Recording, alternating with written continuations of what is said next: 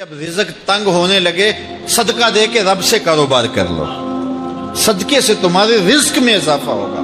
یہ رب کا وعدہ ہے اور اللہ کے وعدے جھوٹے نہیں ہو سکتے۔ رزق کی برکت کا ایک اور بہت بڑا ذریعہ النکاح ہے۔ فرمایا اگر تم نکاح کرو گے، تم فقیر ہو وہ تمہیں غنی کر دے گا۔ لوگ کہتے ہیں بچہ پیروں پہ کھڑا ہو لے تو پھر نکاح کریں گے، اللہ کہتا ہے تم نکاح کرو ہم پیروں پہ کھڑا کر دیں گے۔ ہمارا فلسفہ اپنا ہے، اس کا حکم اپنا ہے۔ وہ کہتا ہے ابھی تو یہ اپنے لیے نہیں کماتا تو جو آئے گی اس کو کہاں سے کھلائے گا؟ میاں جس نے آنا ہے اس نے اپنا رزق لے کے آنا ہے۔ تو بچوں کی شادیاں کرو، اگر وہ جوان ہو گئے رزق نصیب ہو۔ اپنے اہل خانہ کو نماز کے حکم دینے سے رزق بڑھتا ہے، کیونکہ جو صبح کا وقت ہوتا ہے یہ رزق کے بٹنے کا وقت ہوتا ہے، اور جس گھر میں صبح کے وقت لوگ سوئے ہوئے ہوتے ہیں وہاں بے برکتیاں ہوتی ہیں۔ تو طلوع فجر سے لے کر کے طلوع آفتاب تک اپنی اولاد کو، بیوی کو، بچوں کو نہ سونے دیں۔ اس وقت رزق بٹنے کے لمحے ہوتے ہیں۔ کثیر دعائیں مانگیں، تلاوت کلام مجید پڑھیں، اور نماز فجر مرد حضرات مسجدوں میں جا کے باجماعت ادا کریں، اور گھروں میں جو ہے وہ بیٹیاں بہنیں مصلی بچھا لیں تو اللہ کی رحمتوں کا نزول ہوگا۔ اب ایک حدیث میں رزق کے اضافے کا ایک اور نسخہ ارشاد کیا گیا۔ میرے حضور نے فرمایا جو شخص یہ چاہتا ہے کہ اس کے رزق میں برکتیں ہو اور اس کی عمر میں اضافہ ہو تو وہ اپنے رشتہ داروں کے ساتھ سلوک اچھا کرے۔ رشتہ داروں کے ساتھ اگر اچھا سلوک کرو گے تو پھر تمہارے رزق میں برکت ہو۔ غریب ہیں تو ان کی مدد کرو، ان کی بیٹیوں کی شادیاں اپنے ذمے لے لو اگر اللہ نے آپ کو وسعت دی ہے، ان کی پریشانیاں بانٹ لو، ان کا قرضہ ہے تو اتارنے کی کوشش کرو، ان کو مشکلات سے نکالنے کی کوشش کرو۔ تم ان کو مشکلات سے نکالو گے، اللہ تمہیں مشکلوں سے نکالے گا۔ تمہارے رزق میں بھی برکتیں ہوگی اور تمہارے مال میں بھی برکتیں ہوں۔ فرمایا بہتر صدقہ وہ ہے جو ناراض غریب رشتہ دار کو دیا جائے۔ اگر وہ پھنس گیا ہے، مجبور ہے، ناراض ہے، تو اس کو اگر دیں گے تمہارا نفس اس میں شامل نہیں ہوگا، تو یہ افضل صدقہ ہے جو ہر صورت میں قبول ہی قبول ہے۔ رزق کے اضافے کا ایک اور سبب الاحسان الی الضعفاء، جو کمزور لوگ ہیں ان کے ساتھ اس نے سلوک کرنا۔ الانفاق علی طلبۃ العلم، طالب علموں پہ خرچ کرنا، یہ بھی رزق میں اضافے کا سبب اور ذریعہ ہے۔ وہ حضرت بابا فرید نے کہا نا چھٹا رکن دین کا روٹی ہے۔ گھر میں کچھ نہ ہو تو پھر نہ نماز اور نہ ہی دیگر امور کی لذت آتی ہے، تو یہ رزق فراواں اور وسیع اور مبارک نصیب کر دے اللہ۔ تو اس کے لیے ایک اور وظیفہ میں دیتا ہوں، اور وہ یہ کہ مغرب کے بعد 21 مرتبہ سورۃ الکوثر پڑھ لیں، کثرت ہو جائے گی انشاءاللہ۔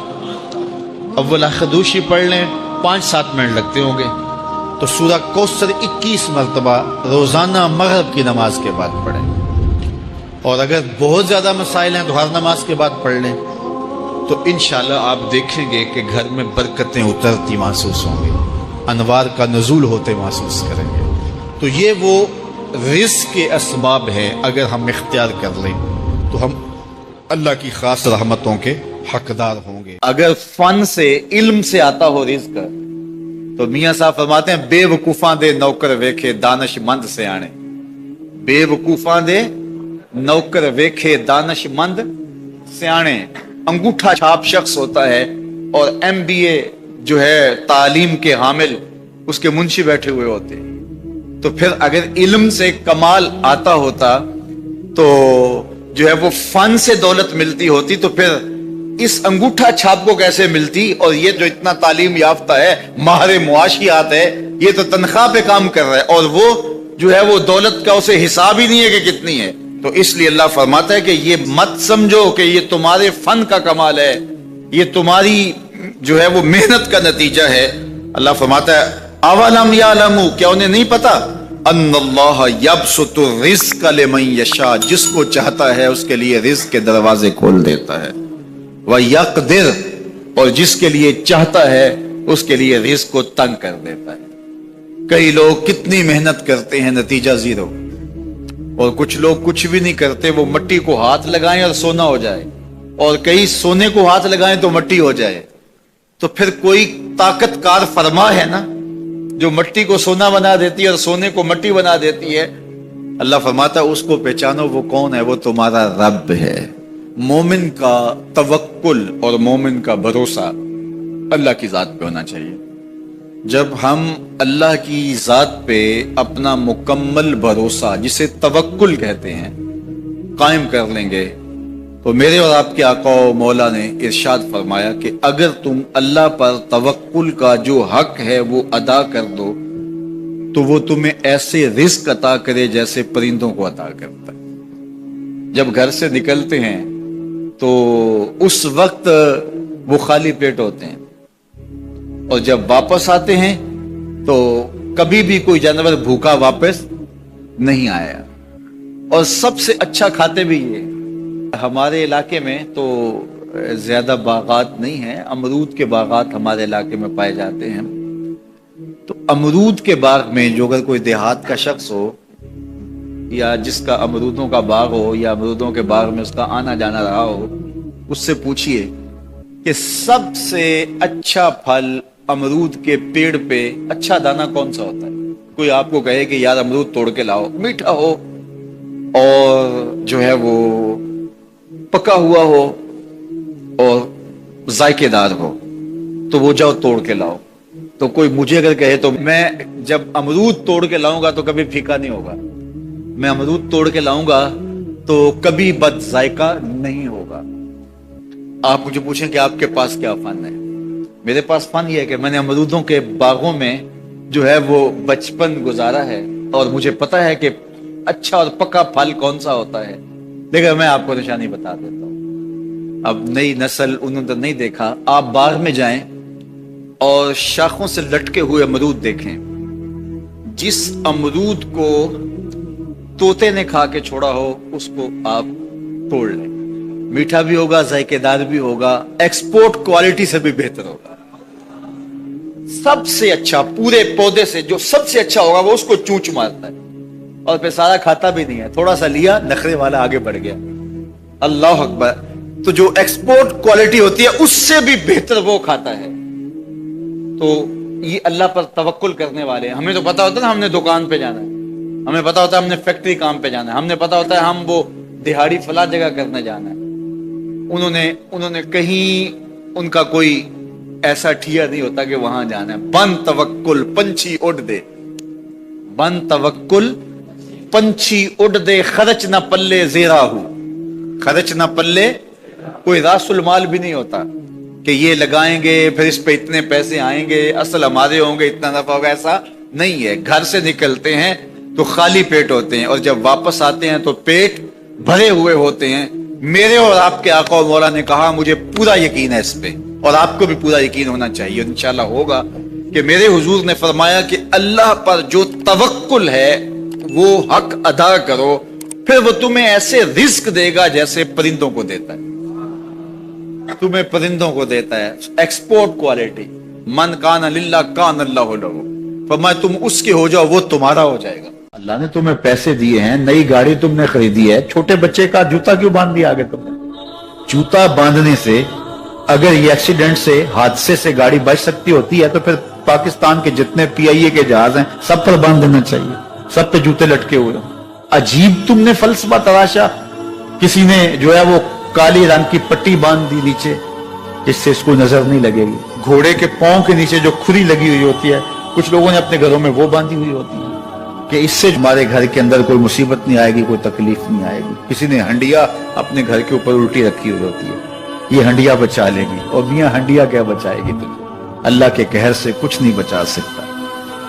جب تمہارے اوپر کوئی مصیبت نازل ہونی ہے تو کچھ نہیں بچا سکتا۔ اگر بچنا چاہتے ہو تو پھر اللہ سے استغفار کرو، اللہ تعالیٰ کی تسبیح کرو، اللہ کی تحلیل کرو، میرے حضور پہ درود پڑھو، پھر دیکھنا کہ مصیبتیں ٹلتی ہیں یا نہیں ٹلتی۔ تو یہ خام خواہ کے رکیے، اور یہ عامل لوگ جو ہیں ان کا تو کام ہی یہی ہے، ان کا کام چلتا ہے لوگ ذوف الاعتقادی میں مبتلا رہے ہیں، اور یہ کہہ دیتے ہیں کہ آپ کے خاندان میں ایک منحوس عورت ہے، یہ اس کا کیا ہوا ہے، تو کوئی نہ کوئی منحوس تو پہلے ہی انہوں نے طے کر رکھی ہوتی ہے، فوراً ذہن وہاں جا کلک ہو جاتا ہے۔ اس کا نون سے نام شروع ہوتا ہے، اس کا کاف سے نام شروع ہوتا ہے، اس کا جیم سے نام شروع ہوتا ہے، تو پورے خاندان میں کسی کا نام کاف، نون یا جیم سے تو شروع ہوتا ہی ہوگا، یا دوستوں میں، تو فوراً ذہن جو ہے ادھر منتقل ہو گیا۔ اب یہ بابا جی نے بتا دیا ہے، ہاں ہاں ہاں اس نے یہ بات کی تھی، کچھ باتیں یاد آنے لگی، اس کاف سے شروع ہونے والے نام کے ساتھ نفرت پیدا ہو گئی۔ اس بابے نے نفرت کا کاروبار کیا، اس نے تو 100 روپے 200 روپے لے لیے، لیکن دو انسانوں کے اندر نفرت ڈال دی۔ اس کا گریبان کل قیامت کے دن پکڑا جائے گا۔ ان ملنگوں کے پاس، ان ذوف الاعتقادی کو پھیلانے والوں کے پاس کبھی نہ جاؤ۔ تمہیں مصیبت پڑی ہے، تمہیں لگ رہا ہے کہ شاید میرے اوپر جادو ہے، تو پڑھو نا سورہ بقرہ، جادو جڑ سے اکھڑ جائے گا۔ 40 دن اپنے گھر میں سورہ بقرہ پڑھو، برکت ہوگی۔ کہتے ہیں مولوی صاحب 40 دن تو نہیں پڑھی جا سکتی، 2.5 پارے، ہمیں کوئی تعویذ ہی کرتے ہیں۔ ہم شارٹ کٹ چاہتے ہیں نا، روزانہ صبح 2.5 پارے سورہ بقرہ پڑھے، یہ تو ہم سے نہیں پڑھی جائے گی، تو آپ کوئی تعویذ ہی لکھ لیں۔ کاروبار میں برکت نہیں، میں کہتا ہوں پڑھو نا سورہ واقعہ، 3 رکوع ہیں، برکت ہوگی۔ ہم کہتے ہیں ہمیں تعویذ ملنا چاہیے، بس وہ ہم گلے میں رکھ دیں، بٹوے میں رکھ لیں، پرس میں رکھ لیں، اور ہمارا کام ہو جائے، ہمیں کچھ بھی نہ پڑھنا پڑے، ہمیں وضو تک نہ کرنا پڑے، نماز نہ پڑھنی پڑے، اور برکت ہو جائے۔ ایسے برکت تو نہیں آتی۔ اس لیے چھوڑو ان کی جان، آؤ قرآن مجید پہ آؤ، آؤ سجدوں پہ آؤ، آؤ دعاؤں پہ آؤ۔ سحری کے وقت اس کی رحمتیں آواز دے رہی ہوتی ہیں، حل من مسترزقن، ہے کوئی رزق مانگنے والا؟ اور تم اس وقت سوئے ہوئے ہو، سارے دن ٹھوکریں کھاتے ہو۔ آؤ نا اس وقت جھولی پھیلا کے، ہاتھ پھیلا کے کہو مالک تو جھولیاں بھر دے۔ تو پھر دیکھنا، میرا بیٹا سالم مشرکین کی قید میں ہے اور میں فاقوں کی حالت میں ہوں، تو فرمایا آل محمد کے پاس 1 سیر جو ہیں، بس اس کے علاوہ ہمارے پاس بھی کھانے کے لیے دنیاوی اسباب نہیں ہیں۔ کہا صبر کرو اور اللہ سے ڈرو، اور لا حول ولا قوت الا باللہ کثرت کے ساتھ پڑھو۔ یہ ایسا وظیفہ ہے، ایک حدیث پاک میں آتا ہے کہ یہ 99 بیماریوں کا علاج ہے، اس میں سب سے کم درجے کی بیماری ہم اور غم ہے۔ یہ دکھوں کا مداوع ہے، مشکلات کا علاج ہے، اور یہ وظیفہ میرے حضور نے بتایا۔ حضرت ابو ذر غفاری رضی اللہ تعالیٰ عنہ کو حضور نے 5 چیزیں بتائی تھی، ان میں سے 5ویں چیز یہ تھی کہ ابو ذر کثرت کے ساتھ لا حول ولا قوت الا باللہ پڑھا کرو۔ فرمایا عرش الہی کے نیچے ایک خاص خزانہ ہے، یہ وظیفہ وہاں سے آیا ہے۔ یہ زندگی میں معمول بنا لو، جب پھنس جاؤ، مشکلات میں آ جاؤ، تو لا حول ولا قوت الا باللہ پڑھو، اللہ راستے کھولے گا۔ تو حضور نے 3 چیزیں فرمائی، اللہ سے ڈرو، صبر کرو، اور کثرت کے ساتھ لا حول ولا قوت الا باللہ پڑھو۔ وہ فرماتے ہیں کہ میں یہ عمل شروع کیا، ابھی گھر میں بیٹھا ہی تھا کہ دروازے پہ دستک ہوئی، تو میں اٹھا کہ دروازہ کھولوں دیکھوں کہ کون ہے، تو دروازہ کھولا، دیکھا میرا بیٹا کھڑا ہے اور اس کے پیچھے 100 اونٹ کھڑے ہیں۔ تو میں نے کہا کہ تم اور یہ اونٹ؟ کہا مجھے موقع لگ گیا، میں ان کی قید سے بھاگ آیا۔ وَيَرْزُقْهُ مِنْ حَيْثُ لَا يَحْتَسِبُ، وہ تمہیں وہاں سے رزق دے گا جہاں سے تمہیں گمان بھی نہیں۔ اس کے ہو کے تو دیکھو، اللہ اکبر، اللہ کے ہو جاؤ تو پھر وہ تمہاری ضرورتوں کا کفیل ہو جائے۔ فرمایا حضرت عبداللہ ابن مسعود رضی اللہ تعالیٰ عنہ نے کہ کسی شخص کو فقر و فاقہ آ جائے تو وہ لوگوں کو بتائے کہ میں آج کل بڑے مشکل حالات میں ہوں، ہر وقت لوگوں کو بتاتا رہے، تو اس کی مشکل بڑھے گی، اس کی مشکلیں آسان نہیں ہوں گی اس طرح۔ اور اگر وہ اپنی اس مشکل کو کسی سے شیئر نہ کرے بلکہ مصلی بچھا کے اپنے رب سے کہے کہ مالک فقر و فاقہ آ گیا ہے اور اس کا علاج تیرے پاس ہے، اس مرض کا مداوع تیرے پاس ہے۔ حضرت عبداللہ ابن مسعود فرماتے ہیں کہ رسول کریم نے فرمایا جلد یا بدیر اللہ اس کو مالا مال فرما دے۔ یہ بھی کبھی کر کے دیکھو، مشکل آ جائے، فاقہ آ جائے۔ اور قرآن مجید کا دل سورہ یاسین ہے، جس نے 1 مرتبہ سورہ یاسین کی تلاوت کی، اللہ 10 مرتبہ قرآن پڑھنے کا ثواب عطا کرے۔ اور کتنا بڑا اجر ہے، آپ 1 سال میں بھی شاید 10 قرآن مجید نہ ختم کر سکے، اور سورہ یاسین پڑھیں تو 10 مرتبہ قرآن مجید پڑھنے کا ثواب نصیب ہوگا۔ تو اپنی صبح کا آغاز سورہ یاسین سے کیا کریں، نماز فجر کے بعد اشراق تک سورہ یاسین پڑھ لیا کریں۔ سورہ یاسین اگر آپ پڑھ کے اپنے دن کا آغاز کرتے ہیں، آپ کا سارا دن خیر سے گزرے گا۔ اس دن اگر کاروبار کریں گے تو برکت ہوگی، اس دن بہت ساری بیماریوں سے، آفات و بلیات ارضیہ اور سماویہ سے بچے رہیں گے، لوگوں کے شر سے، حادثات سے محفوظ رہیں گے۔ میرے حضور نے ارشاد فرمایا، قرآن مجید میں ایک سورت ہے جس کی 30 آیات ہیں، اگر کوئی شخص اس کی تلاوت کرتا ہے تو وہ سورت پڑھنے والے کی شفاعت کرتی ہے، اور اتنی بار شفاعت کرتی ہے کہ اس کو بخشوا کے چھوڑتی ہے۔ وہ سورت کون سی ہے؟ وہی یا تبارک الذی بیدہ الملک، یہ سورۃ الملک ہے، 30 آیتیں ہیں۔ جو شخص اس کی تلاوت کرے، یہ اتنی بار سفارش اللہ کی بارگاہ میں کرتی ہے کہ اپنے پڑھنے والے کو بخشوا کے چھوڑتی ہے۔ اپنے دن کا آغاز سورہ یاسین سے کریں اور اپنی شب کا آغاز سورہ ملک سے کریں۔ سونے سے پہلے سورہ ملک کی تلاوت ضرور کر لیں، انشاءاللہ اس سے رات برکت سے گزرے گی۔ جس نے ایک دن میں 100 مرتبہ سبحان اللہ و بحمدہ پڑھا، کتنی مرتبہ؟ 100 مرتبہ۔ کیا پڑھا؟ سبحان اللہ و بحمدہ۔ فرمایا کہ اس کے گناہ سمندر کی جھاگ کے برابر بھی ہوں تو اللہ معاف فرما دے گا۔ تو یہ اپنے وظائف میں شامل کر لیجئے، سبحان اللہ و بحمدہ۔ اور حدیث بخاری ہے کہ 2 کلمے ایسے ہیں جو اللہ کو محبوب ہیں اور زبان پر مشکل نہیں، زبان پر بڑے آسان ہیں، اور جب میزان پہ رکھے جائیں گے تو پلڑے کو جھکا دیں گے، بڑے بھاری ہیں میزان پہ۔ وہ 2 کلمے یہی ہیں، سبحان اللہ و بحمدہ، سبحان اللہ العظیم۔ تو اگر اس کو 100 مرتبہ روزانہ پڑھے تو سمندر کی جھاگ کے برابر بھی گناہ ہو تو اللہ معاف فرما دیتا ہے۔ اللہ فرماتا ہے ما یفعل اللہ بعذابکم، وہ تمہیں عذاب دے کے کیا کرے گا؟ ذرا لہجہ دیکھیے، ذرا انداز، ما یفعل اللہ بعذابکم، وہ تمہیں عذاب دے کے کیا کرے گا؟ تم اس کی مخلوق ہو، اپنے دستے قدرت سے اس نے تمہیں بنایا ہے، تو وہ تمہیں عذاب دے کے کیا کرے گا؟ اس کی ضرورت نہیں ہے کہ تمہیں عذاب دے، نہ اس کی چاہت ہے کہ تمہیں عذاب دے، کوئی خود چھلانگے لگائے تو اس کی مرضی۔ فرمایا کہ ما یفعل اللہ بعذابکم، وہ تمہیں عذاب دے کے کیا کرے گا؟ ان شکرتم وآمنتم، اگر تم شکر ادا کرو اور ایمان لاؤ تو وہ تو قدردان ہے جو کوئی اس کا شکر کرتا ہے اور جو اس پر ایمان لاتا ہے۔ تو اللہ اس کے لیے عذاب نہیں رکھا، اس کے لیے رحمتیں رکھی ہوئی ہیں۔ تمہیں دست قدرت سے بنایا ہے اور وہ تمہیں خوش دیکھنا چاہتا ہے، تمہیں خوشحال دیکھنا چاہتا ہے، تمہیں سرشار دیکھنا چاہتا ہے، تمہیں نہال دیکھنا چاہتا ہے، تمہاری زندگی کو خوشگوار دیکھنا چاہتا ہے۔ تم نے اپنے آپ کو خود اپنے اعمال کی وجہ سے مصیبتوں میں ڈالا ہے، تو کہا شکر کرنے کی عادت ڈال لو، دیکھنا پھر اللہ تعالیٰ جل شانہ کی رحمتیں تمہارے اوپر کس طرح اترتی ہیں، اس کی نوازشیں تمہارے اوپر کیسے برستی ہیں۔ توکل اگر ہم سیکھ جائیں تو توکل ایک ایسی دولت ہے کہ جو خوشحال زندگی کی ضمانت بنتی۔ جب ہم اللہ پر توکل نہیں کرتے اور ہم سمجھتے ہیں یہ سب کچھ ہماری محنت کا نتیجہ ہی ہوگا، اور نتیجہ جب نہیں آتا تو پھر ہم بے چین مضطرب ہو جاتے ہیں، اور جب ہم اس پہ توکل کر لیں تو پھر ہمارا صرف اتنا ہی کام ہے کہ میاں ہم یہ کام کر رہے ہیں، بس یہ حکم، ہم بیج بو رہے ہیں، بس یہ حکم ہے اور بو رہے ہیں، باقی اس پہ بھروسہ ہے، یہ کام اس کا ہے کہ اس نے اس کو اگانا ہے، اس کے اوپر پھل لگانے ہیں۔ تو جب اس پہ توکل ہو جائے تو بندہ سوکھا رہتا ہے، ورنہ بندہ مشکل میں مبتلا ہو جاتا ہے۔ بسا اوقات ایسا ہوتا ہے کہ بندہ ایک منصوبہ تیار کرتا ہے، اس کا عملی نتیجہ اس کو سامنے نظر آ رہا ہوتا ہے، لیکن نتیجہ بالکل الٹ جاتا ہے۔ سید علی المرتضیٰ فرماتے ہیں میں نے اپنے ارادوں کی شکست سے ہی اپنے رب کو پہچانا ہے، کہ میں ایک منصوبہ تراشتا ہوں کہ یہ اور یوں ہوگا اور وہ ہونا چاہیے، لیکن نتیجہ وہ نہیں آتا، تو کوئی طاقت ہے اس کا جو نتیجہ بدل دیتی ہے۔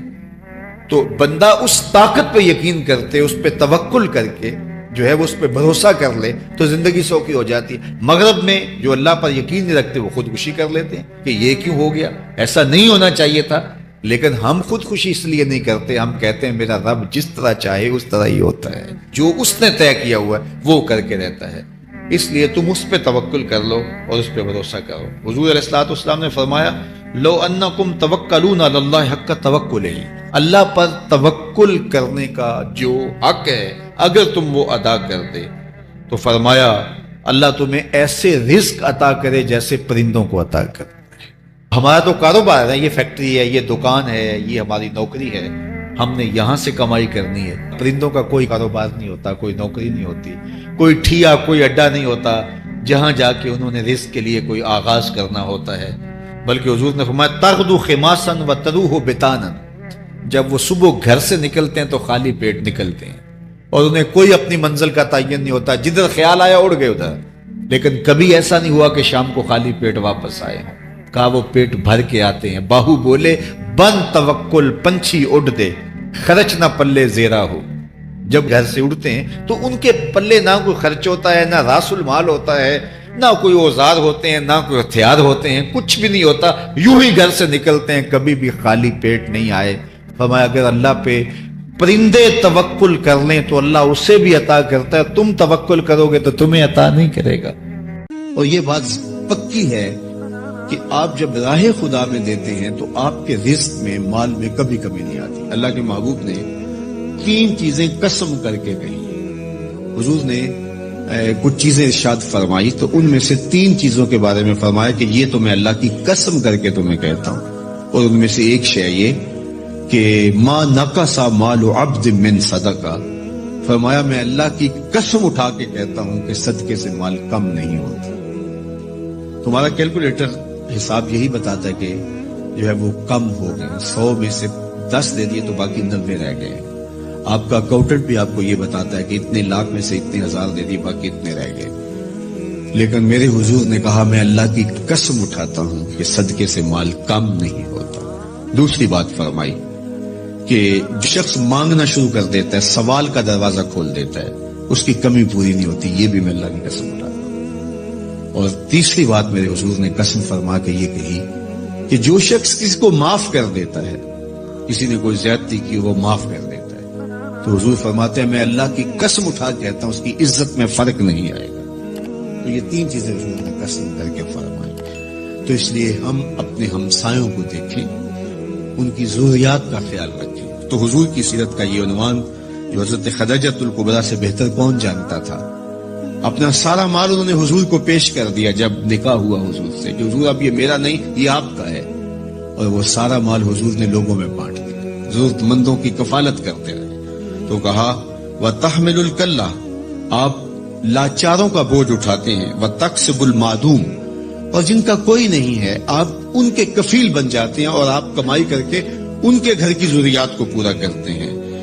وَتَقْرِي الضَّيْفَ, اور آپ کی یہ خوبی ہے کہ آپ مہمان نواز ہیں. مہمان نوازی آپ کا شعار ہے, آپ کا طرز زندگی ہے. اور مہمان کو جو کھلایا جاتا ہے اس کا حساب بھی نہیں ہوتا, اور مہمان کے ساتھ جو بیٹھ کے کھایا جاتا ہے اس کا بھی حساب نہیں ہوتا. اور مہمان اپنا رزق خود لے کے آتا ہے اور برکت چھوڑ کے جاتا ہے. تو مہمان کو کبھی بھی بوجھ نہیں سمجھنا چاہیے. تو کہا کہ اور تیسری اور آخری بات فرمائی وَتَعِينُ عَلَى نَوَائِبِ الْحَقِّ, جو لوگ مشکلات میں پھنسے ہوتے ہیں, مصیبت میں پھنس جاتے ہیں, مسائل میں گھر جاتے ہیں, آپ ان کی مدد کرتے ہیں. ابھی حضور اعلان نبوت نہیں کیا, ابھی پہلی وحی نازل ہوئی ہے. تو حضور کی ماضی کی سیرت کو حضرت خدیجہ الکبریٰ لوگوں کے سامنے رکھیں. آپ اس سے بھی پیچھے چلے جائیے. جب شب ابی طالب میں حضور کو حضور کے خاندان سمیت محصور کر دیا گیا, قریش مکہ نے حضور کو روکنے کے لیے بڑی کوششیں کی, لیکن حق کا یہ مسافر کبھی بھی رکنے والا نہیں تھا. بلکہ حضور کے چچا کو بلا کے کہا کہ اپنے بھتیجے سے پوچھو کہ تمہارا مسئلہ کیا ہے. دولت مال چاہیے تو ہمسائے لوگ مل کے اتنی دولت ان کو دے دیتے ہیں کہ کوئی کمی نہیں رہے گی. اور اگر کسی خاتون سے نکاح کرنے کی آرزو دل کے کسی گوشے میں ہو تو وہ بھی بتائیے. کسی سردار کی بیٹی سے نکاح کرنا چاہیں تو ہم اس کے لیے بھی حاضر ہیں, لیکن یہ بتوں کی مخالفت چھوڑ دی جائے. تو جب بہت ساری باتیں کی سب نے مل کے کی اور جو ہے وہ دباؤ بھی ڈالا کہ اگر نہیں یہ کرتے تو پھر حالات کی تلخیاں اور جو کچھ ہے وہ آپ کے سر پہ ہوں گی.